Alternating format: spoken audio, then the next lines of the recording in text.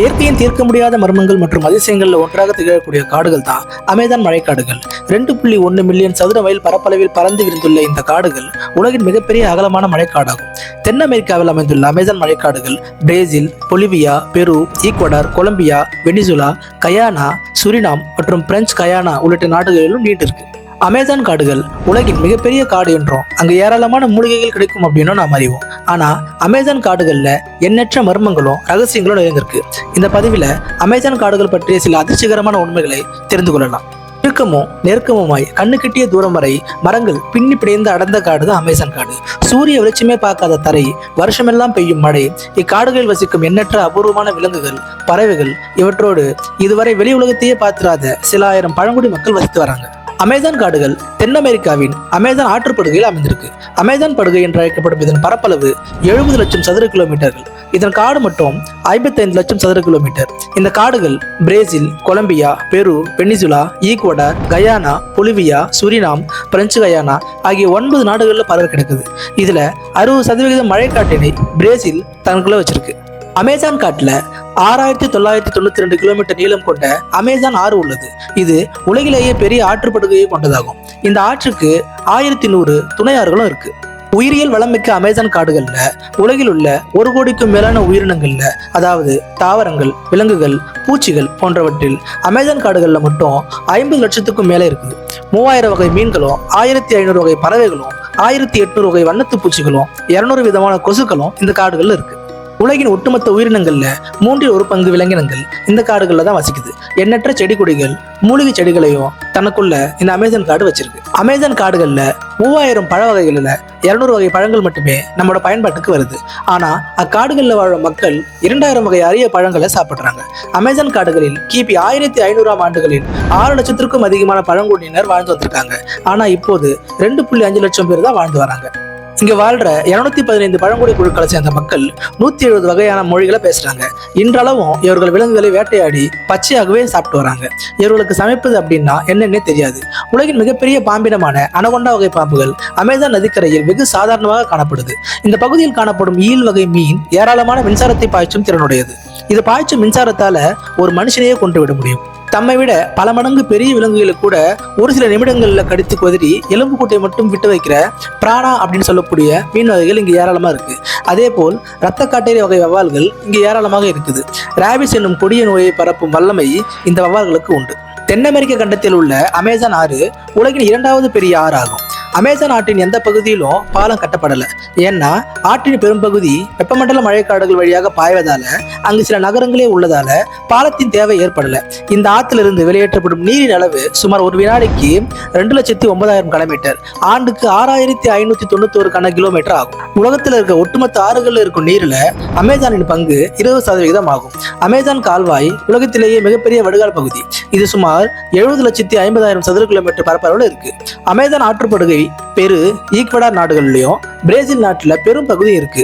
17 துணை ஆறுகள் 1000 கிலோமீட்டருக்கும் அதிக நீளம் கொண்டவை. அட்லாண்டிக் பெருங்கடல சேரும் நீரோட அளவு மிக அதிகமா இருக்கு. மழைக்காலத்துல ஆற்றின் ஆழம் சராசரியாக 40 அடியாக இருக்கு. முதன்மை ஆறு தோராயமாக 1 to 6 மைல் வரைக்கும் அகல முடியுது. அமேசான் நதியில எண்ணெய் வளம் இருப்பதை அறிந்து அங்கு எண்ணெய் கிணறுகள் தோண்டும் பணி 1970ஆம் ஆண்டு தொடங்கப்பட்டது. அப்போது நதிக்கு அடியில இன்னொரு நதி ஓடுவது கண்டுபிடிக்கிறாங்க. இதையடுத்து அந்த எண்ணெய் குறித்த ஆய்வு பணிகள் நிறுத்தப்பட்டு மற்றொரு நதியை பற்றிய ஆய்வுகள் ஆரம்பிக்கிறாங்க. இந்த ஆய்வுகள் வாலி ஹம்சா என்னும் இந்திய ஆய்வாளர் தலைமையில் நடைபெறுது. அமேசான் நதிக்கு அடியில் ஓடும் நதி சுமார் 6000 கிலோமீட்டர் நீளம் உடையது அப்படின்னு கண்டுபிடிக்கிறாங்க. சுமார் 3000 அடி ஆழத்தில் ஓடும் இந்த நதிக்கு ஹம்சா நதி அப்படின்னு பெயர் சொல்றாங்க. அமேசான் காடுகள்ல மனிதனால் கண்டுபிடிக்க முடியாத மர்மங்கள் நிறையவே இருக்கு. அமேசான் காடுகள் சுற்றுச்சூழல்ல முக்கிய பங்கு வகிக்குது. உலகில் வெளியிடப்படும் மொத்த கார்பன் டை ஆக்சைடு பெருமளவு இந்த அமேசான் காடு தனக்குள்ள உட்கொள்ளுது. உலகில் உருவாகும் மொத்த ஆக்சிஜனில் 20% ஆக்சிஜன் அமேசான் காடுகள் மூலம் தான் உருவாக்கப்படுது. உலகில் உள்ள 40% விலங்குகளின் வசிப்பிடமாக இருக்கிறது. இதனால் இந்த அமேசான் காட்டை பூமியோட இதயம் அப்படின்னு குறிப்பிடுறாங்க. வேறு சிலர் பூமியோட நுரையீரல் அப்படின்னு குறிப்பிடுறாங்க. இந்த காடுகளில் உள்ள மரங்கள் பூமி வெப்பமடைவதை தடுத்து சுற்றுச்சூழலுக்கு பெரும் பங்கு வகிக்குது. இங்கு பெய்யும் மழை நீர் தரையை அடைய 10 நிமிடங்கள் ஆகுது. அந்த அளவிற்கு அடர்த்தியான காடுகள் இந்த அமேசான்ல இருக்கு. ஹாலிவுட் படங்களிலும் சில சீரியல்களிலும் கிராபிக்ஸ் உதவியோட நடக்கும் மரங்களை நம்ம பார்த்திருப்போம். ஆனா அமேசான் காட்டுல உண்மையிலேயே நடக்கும் பனைமரம் உள்ளது. ஹாலிவுட் படங்கள்ல ஒரு பேய் மரங்கள் போல வேகமா ஓடவில்லை அப்படின்னாலும் இந்த நேரத்தில் அது தன் இடத்தை விட்டு நகர்ந்து கொண்டே இருக்குது. சூரிய ஒளி எந்த திசையில் வருகிறதோ அதே திசையில் இந்த மரம் நகர்வதுதான் இதற்கு மிகப்பெரிய காரணம். இதன் காரணமா அதோட புதிய வேர்கள் முன்புறம் உருவாக தொடங்கி அதன் பின்னால் உள்ள வேர்கள் மெதுவாக முடிவடையுது. அதனால்தான் இந்த மரம் முன்னோக்கி நகர்ந்துகிட்டே இருக்கு. ஆனா அதோட வேகம் ரொம்ப மெதுவா இருக்கு. அது மட்டும் இல்லாம அமேசான் காடுகள்ல இருக்கும் மிகச்சிறிய தவளைகள் மிகவும் ஆபத்தானது. தங்க நிறத்தில் அழகாக காணப்படும் இது உலகின் அதிக நச்சுத்தன்மை வாய்ந்த விலங்குகளில் ஒன்றாக கருதப்படுது. இந்த டாட் தவளை பூமியில் உள்ள மிகவும் நச்சு உயிரினங்கள்ல ஒன்றாகும்.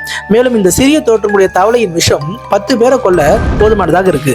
இந்த தவளைகள் அமேசான் காடுகளில் உள்ள மற்ற ஆபத்தான உயிரினங்களில் இருந்து தங்களை காப்பாற்றிக் கொள்ள மிகவும் விஷத்தன்மை வாய்ந்தவை என்று விஞ்ஞானிகள் கூறினாலும் அவற்றோட விஷத்தின் உண்மையான மூலத்தை கண்டுபிடிப்பது இன்னும் ரொம்ப கஷ்டமாவே இருக்கு. பொட்டு பறவை அப்படின்னு அழைக்கப்படுகிற பறவை அமேசான் காடுகளில் காணப்படுகிறது. இவர்கள் தன்னை மறைக்கும் கலையில நிபுணத்துவம் பெற்றது. அதாவது எதிரிகளிடமிருந்து தங்களை தற்காத்துக் கொள்ள பச்சோந்தி மாதிரி செயல்படுது. சூழலுக்கு ஏற்ப உடலை சரி செய்து கொண்டு மரக்கில உடைஞ்சது போல காட்சியளிக்குது. இந்த பறவை பொதுவாக காணப்படுவதில்லை. ஏன்னா அது பெரும்பாலும் இரவில் வெளியே வந்து பகலில் ஒரு மரத்தின் உடைந்த கிளையாக மாறுது. இதன் காரணமாக அவர்களை பார்க்க முடியாது. இந்த பறவை ஒரே தோரணையில் நீண்ட நேரம் அமர்ந்திருக்கும். நம்ம பல்வேறு வகையான நதிகளை பற்றி கேள்விப்பட்டிருப்போம். ஆனா அமேசான்ல கொதிக்கும் நதி அப்படின்னு ஒண்ணு இருக்கு. இந்த கொதிக்கும் நதி தென் அமெரிக்காவின் அமேசான் காடுகளை தவிர வேற எங்கேயுமே இல்லை. இந்த ஆற்றோட நீளம் 4 மைல்களும் அகலம் 25 மீட்டர் இருக்கு. ஆனால் இந்த ஆற்றோட வெப்பநிலை 50 டிகிரி செல்சியஸ் முதல் 100 டிகிரி செல்சியஸ் வரை இருக்கு. இதனால் தான் இதற்கு கொதிக்கும் நதி அப்படின்னு பெயர் வந்தது. இங்குள்ள உள்ளூர்வாசிகளின் கூற்றுப்படி இந்த நதியின் வரலாறு பல நூற்றாண்டுகள் பழமையா இருக்கு.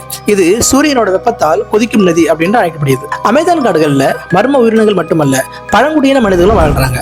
காடுகளின் ஓரத்தில் குடியேறிய பழங்குடியினர்ல சில வெளி உலகத்தோடு கலந்திருந்தாலும் சில பழங்குடியினர் இந்த காட்டுல இன்னும் இருக்காங்க.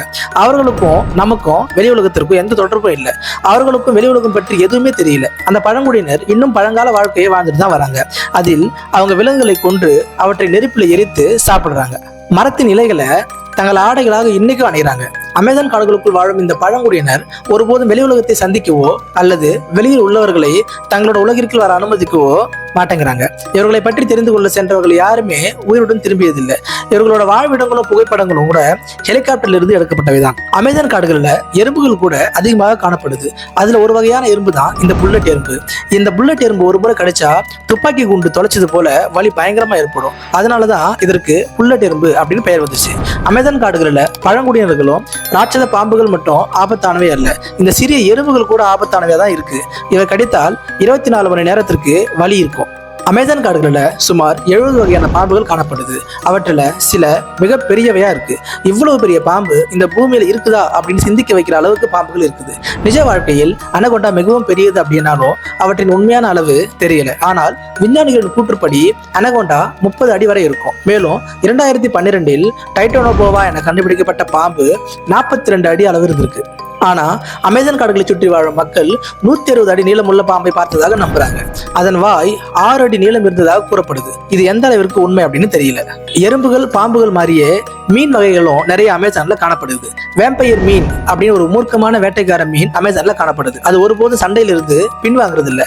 பெரிய அடிப்பற்கள் மற்றும் ரேசர் கூர்மையான பற்களுடன் ஆயுதம் ஏந்திய இந்த தீய மீன் அமேசான் படுகையில அதிகம் காணப்படுது.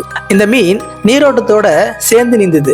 ரேபிட்ஸ் மற்றும் நீர்வீழ்ச்சிகள் வேம்பயர் மீன்கள் கூடும் பொதுவான இடங்களா இருக்கு. இந்த பயமுறுத்தும் மீன் அதோட பற்களின் காரணமாகத்தான் வேம்பயர் அப்படின்ற பெயரை பெற்றுள்ளது. ஆனால் இந்த மீன்கள் மனிதர்களை துன்புறுத்துறது இல்லை. அவற்றோட விருப்பமான உணவு மற்றொரு வேட்டைக்கார மீன் வகையான பிராணாவா இருக்கு. இந்த வீடியோ உங்களுக்கு பிடிச்சிருந்தா லைக் பண்ணுங்க, உங்க ஃப்ரெண்ட்ஸ் கூட ஷேர் பண்ணுங்க. மேலும் இதே மாதிரி நிறைய வீடியோ நீங்க பார்க்கணும்னு நினைச்சீங்கன்னா இந்த சேனலை சப்ஸ்கிரைப் பண்ணிக்கோங்க. இதே மாதிரி உங்களுக்கு ஏதாவது வீடியோ வேணுன்ற சஜஷன் இருந்ததுன்னா அதை கமெண்ட் பாக்ஸில் தெரிவிங்க. நன்றி, வணக்கம்.